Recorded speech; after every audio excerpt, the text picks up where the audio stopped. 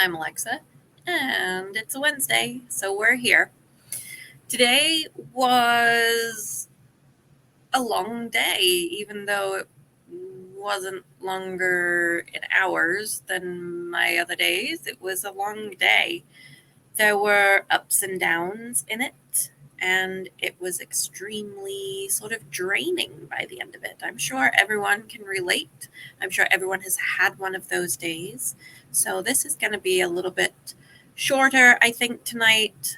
I say that, and then I end up doing longer videos. So we'll see how this goes tonight. I don't expect it to be super long. There was there were a few things today. There were some positive things that just took quite a bit of mental focus and felt like a few things are moving after being stagnant for a while, and that's really good. Projects, things like that at work. There was an event that I've never been a part of it before, so being a part of it was certainly a new experience. It was reminding me of a video I did several weeks ago about nice versus kind. And this was probably where a lot of my energy went today. But at the end of it, I just had this sort of overwhelming feeling of gratitude. And very much it was the entire situation was approached in what I would consider a kind way from all the people who were involved. And I was certainly a witness to the events today more than a participant in participating, but I wasn't the main focus of the events. And there was such compassion. There was a real focus on true communication. So not just saying things, but hearing and understanding of information. There was advocacy for everyone involved, advocating for the other people involved, and genuinely just such a wonderful show of what humans can be. And listen, I'm making this sound like it was way bigger than an event than it was. It was just a day that for me, it was something that struck me. And sometimes some of the smallest things that most people wouldn't even think about, like in 5 years, the other people involved may never remember this in 5 years. They may not. For whatever reason, it struck me today. And to have come out of it with this gratitude was certainly not what I was expecting. I didn't think it would go like that. I had no sort of preconceptions that this could be what I would come out of it with. Expectations. So I look at what's sort of going on in the world. I actually dropped off in the US. I am in the US. I dropped off my ballot for the election that is taking place 2 weeks from yesterday, so less than 2 weeks from now. Early voting has started in a lot of states. I don't know if it's started in every state, but certainly a lot of them. And I just want it done and over with. I am so tired of the news cycle, the constant doom and gloom, and the constant mismatch in how they cover the candidates, the lies that are being spread, the blame game that certain candidates are taking to an extreme. And I'm talking about local candidates, not even national, although you can certainly say some national candidates are also doing blame game. I want it over, like many people. So I had dropped off my ballot, and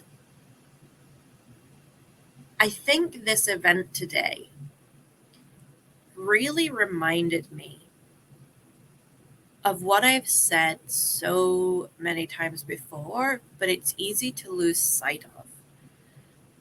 The majority of people that we meet are trying to do the right thing with the information that they have, with their needs, with their family's needs, with their friends in their talking in their ears, with the information that they get from the people they get it, with the echo chamber around them, because most of us end up around people who have the same ideas as us and that end up echoing the same thoughts back to us. So it's an echo chamber. Most of us still are genuinely trying to do the right thing and to be kind to others. And this looks a little different. And if you go to, they've done studies, and depending on where you live, the country you live in, and the predominant sort of cultural norms of that society, kindness in some countries, offering to help someone is a huge disrespect. Whereas in other cultures, simply saying, hey, do you need help, even if you don't think they need help, is a kindness, right? So depending on where you are, people still act within their cultural norms in the way that kindness is shown within their societies. And it's so fascinating that in our daily lives, this is what we do, almost all of us, all day, every day. This is who we are. And yet we can be so overwhelmed by the clickbait negative news cycles that are done because psychology will, our self-preservation, our fear, our amygdalas will perceive a threat in a negative news story and react to it.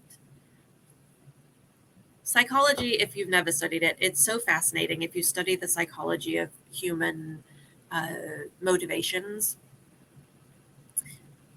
it really does, at its most basic level, sort of explain everything that is going on in our world and why over time we repeat cycles. And we're certainly repeating cycles, just like all of the societies before us have repeated cycles.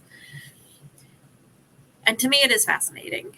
But this small microcosm today really reminded me that if we do those small things on a daily basis, in those small interactions, and we show that kindness, that grace, that compassion to each other and ourselves within those situations when needed, right? Those actions add up into our lives. That is what our lives are. They're a series of events and experiences that we go through, actions that we take, things that we say. And each of those little things adds up the same way 1,000 steps adds up to 1,000 steps. Each step is one step, right? I wasn't expecting in any way, shape, or form to have this feeling today, for this to be the outcome of this event. And like I said, this event, most of the people involved, probably in 5 years, it's not going to be on their radar. And I don't know why it did stick with me today, but it really did. So I wanted to continue to encourage people to trust that other people are actually trying to do the right thing. Look at the people around you and listen. There's people who are having a bad day and don't do the right thing on one day, but when you get them on when they're not hurting, they're going to try. Or maybe they are trying to do the right thing, but they have different information from you.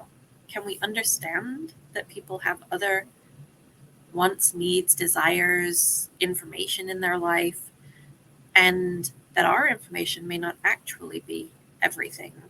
I think I've said this before, but it's a sign of,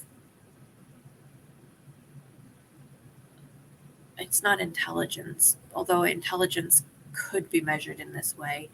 When we receive additional information that contradicts what our beliefs or thoughts, and I say beliefs like in general, like I could believe one burger is better than another, right?